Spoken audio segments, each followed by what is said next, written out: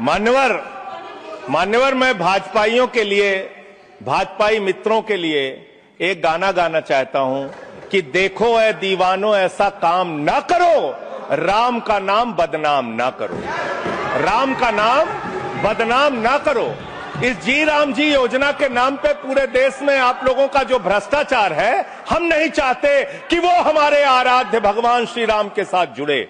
आप वो भ्रष्टाचार, वो चोरी, वो सारे कुछ लूटखोरी वो जोड़ना चाहते, कमीशन खोरी राम जी के नाम से, राम जी के नाम से जोड़ना चाहते हैं। लेकिन मैं क्या करूं मान्यवर, मैं तो कह रहा हूं, आप फिर आ गए मान्यवर, हम लोगों को हाँ तो मान्यवर हम तो कह रहे हैं देखो ऐ दीवानों ऐसा काम ना करो, राम का नाम बदनाम ना करो। लेकिन हमारे भाजपाई मित्र कह रहे हैं राम राम जपना पराया माल अपना, राम राम जपना पराया माल अपना।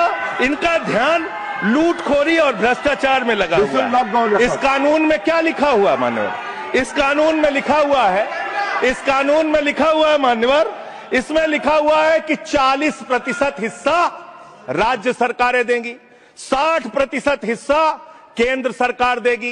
पहले 90% हिस्सा केंद्र सरकार देती थी, 10% हिस्सा राज्य सरकारें देती थी। आज तो ज्यादातर राज्य सरकारें आपकी नीतियों की बदौलत, आप जीएसटी का पैसा खाते हैं, राज्यों के टैक्स का पैसा खाते हैं, आपने राज्यों को खोखला कर दिया, आपने राज्यों को कर्ज में डुबा दिया। अब आप कह रहे हैं राज्य सरकारें इसमें पैसा लगाएंगी, यानी आप इस योजना को मारना चाहते हैं, आप इस देश के मजदूरों का हक मारना चाहते हैं, इस योजना को पूरी तरीके से खत्म और समाप्त करना चाहते हैं। इस मंशा से आप इस योजना को लेके आए हैं, क्योंकि राज्यों के ऊपर आज जो कर्जा है वो मैं पढ़ के आपके सामने सुनाना चाहता हूं।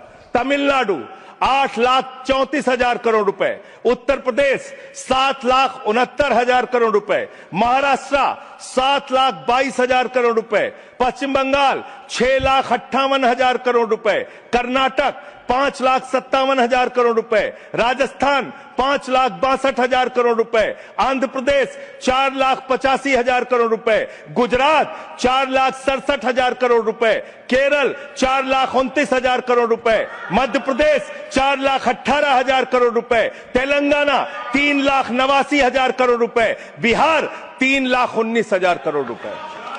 ये कर्जे में डूबे हुए राज्यों से, ये कर्जे में डूबे हुए राज्यों से आप ये कह रहे हैं कि 40% पैसा लगाओ, यानी कि सर आप ये हम बोल रहे हैं, कौन बोल रहा है सर, ये क्या हो रहा है?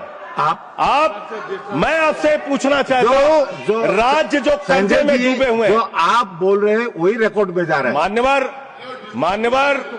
मान्यवर मैं ये कहना चाहता हूं कि जो राज्य पहले से ही लाखों लाख करोड़ रुपए के कर्जे में डूबे हुए हैं, आप उनसे कह रहे हैं 40% पैसा आपको लगाना होगा।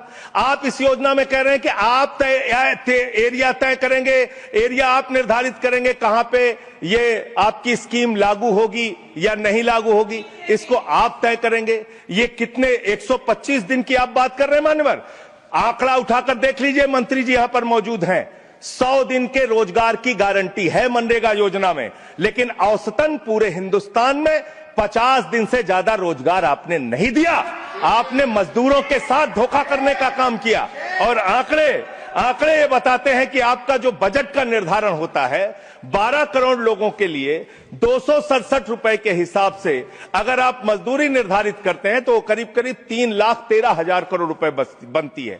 आप उसके लिए 86,000 करोड़ रुपए का बजट रख रहे हैं, यानी कि मंशा आपकी शुरू से स्वयं यही है कि आप इस योजना के तहत लोगों को काम नहीं देना चाहते हैं, मजदूरी नहीं देना चाहते हैं। लेकिन मजदूरों के हक में, मजदूरों की आवाज उठाने वाले लोग देश भर में संगठित हो रहे हैं। ये आप दूसरा अपराध करने जा रहे हैं। मैं आपको कहना चाहता हूं, आपके माध्यम से इस सरकार को चेतावनी देना चाहता हूं।